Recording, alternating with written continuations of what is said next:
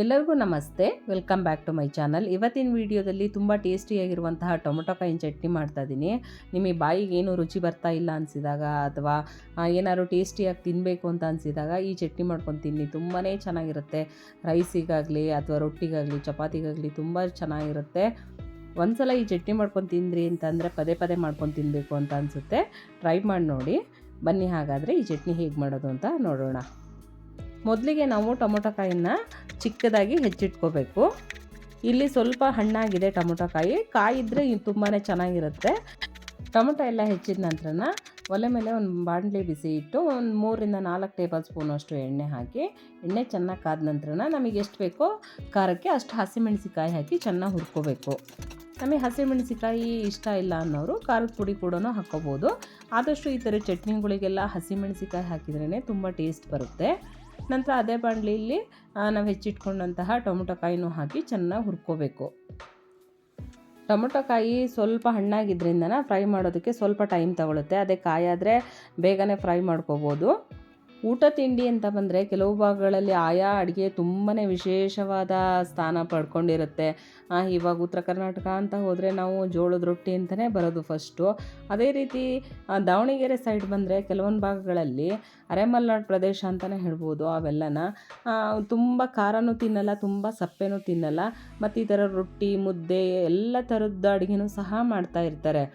Particular ಇಂಥ ಒಂದು ಅಡುಗೆ ಅಂತ ಹೇಳೋಕ್ಕಾಗಲ್ಲ.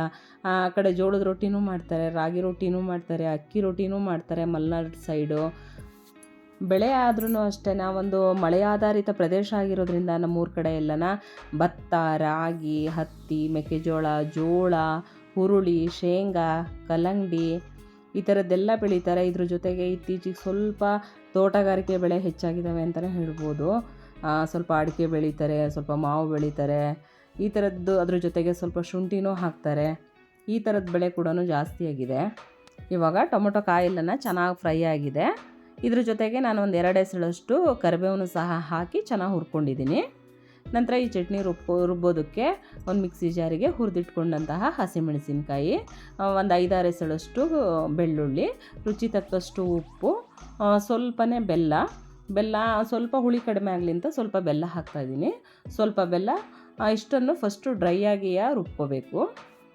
ನಂತರ ನಾವು ಹುರಿದಿಟ್ಕೊಂಡಂತಹ ಟೊಮೊಟೊ ಕಾಯಿನ ಮಿಕ್ಸಿ ಜಾರಿಗೆ ಹಾಕ್ಕೊಂಡು ಒಂದು ಹಿಡಿಯಷ್ಟು ಕೊತ್ತಂಬರಿ ಸೊಪ್ಪು ಹಾಕಿ ಸ್ವಲ್ಪ ತರಿಯಾಗಿ ರುಬ್ಕೋಬೇಕು. ತುಂಬ ನುಣ್ಣಗೆ ರುಬ್ಕೊಂಡ್ರೆ ಚಟ್ನಿ ಅಷ್ಟೊಂದು ಚೆನ್ನಾಗಿ ಅಂತ ಅನಿಸಲ್ಲ. ಸ್ವಲ್ಪ ತರಿಯಾಗಿ ರುಬ್ಕೊಂಡ್ರೆ ಚೆನ್ನಾಗಿರುತ್ತೆ. ಇವಾಗ ನಾನು ಯಾವ ಹದಕ್ಕೆ ರುಬ್ಕೊಂಡಿದ್ದೀನೋ ಇಷ್ಟು ರುಬ್ಕೊಂಡ್ರೆ ಸಾಕಾಗುತ್ತೆ. ಇವಾಗ ರುಚಿಕರವಾದಂತಹ ಟೊಮೊಟೊ ಕಾಯಿನ ಚಟ್ನಿ ರೆಡಿಯಾಗಿದೆ. ಈ ಚಟ್ನಿ ಜೊತೆ ನಾನು ರಾಗಿ ರೊಟ್ಟಿ ಮಾಡಿದ್ದೆ, ತುಂಬಾ ಚೆನ್ನಾಗಿತ್ತು. ಈ ಚಟ್ನಿ ಜೊತೆ ಮೊಸರು ಕೂಡ ಚೆನ್ನಾಗಿರುತ್ತೆ, ತುಪ್ಪ ಕೂಡ ಚೆನ್ನಾಗಿರುತ್ತೆ. ನಾವು ಸೈಡಿಗೆ ಈರುಳ್ಳಿ, ಸೌತೆಕಾಯಿ, ಕ್ಯಾರೆಟು ಇಟ್ಕೊಂಡು ಈ ಥರ ರೊಟ್ಟಿ ತಿಂದರೆ ತುಂಬ ಟೇಸ್ಟಿಯಾಗಿರುತ್ತೆ. ಮತ್ತು ಡಯಟ್ ಫುಡ್ಡು, ಹೆಲ್ದಿ ಫುಡ್ ಅಂತಲೂ ಹೇಳ್ಬೋದು. ಬಿಸಿ ರೊಟ್ಟಿ ಮೇಲೆ ಸ್ವಲ್ಪ ಚಟ್ನಿ ಹಾಕಿ ಅದಕ್ಕೆ ಸ್ವಲ್ಪ ತುಪ್ಪ ಹಾಕಿ ಈ ಥರ ಚೆನ್ನಾಗಿ ಸವರಿ ರೋಲ್ ಮಾಡಿಕೊಟ್ರೆ ತುಂಬಾ ಟೇಸ್ಟಿಯಾಗಿರುತ್ತೆ. ನೀವು ಒಂದು ಸಲ ಟ್ರೈ ಮಾಡಿ ನೋಡಿ. ನಮ್ಮೂರ ಕಡೆ ಎಲ್ಲ ಈ ಥರ ರೋಲ್ ಮಾಡಿಕೊಡ್ತಾ ಇರ್ತಾರೆ, ಚೆನ್ನಾಗಿರುತ್ತೆ. ಈ ರೆಸಿಪಿ ನಿಮಗೆ ಇಷ್ಟ ಆಯಿತು ಅಂದರೆ ಒಂದು ಲೈಕ್ ಕೊಡಿ, ಶೇರ್ ಮಾಡಿ, ಕಮೆಂಟ್ ಹಾಕಿ. ವೇದ ಜನನಿ ಚಾನಲ್ಗೆ ಸಬ್ಸ್ಕ್ರೈಬ್ ಆಗಿ. Thank you. ಬಾಯ್.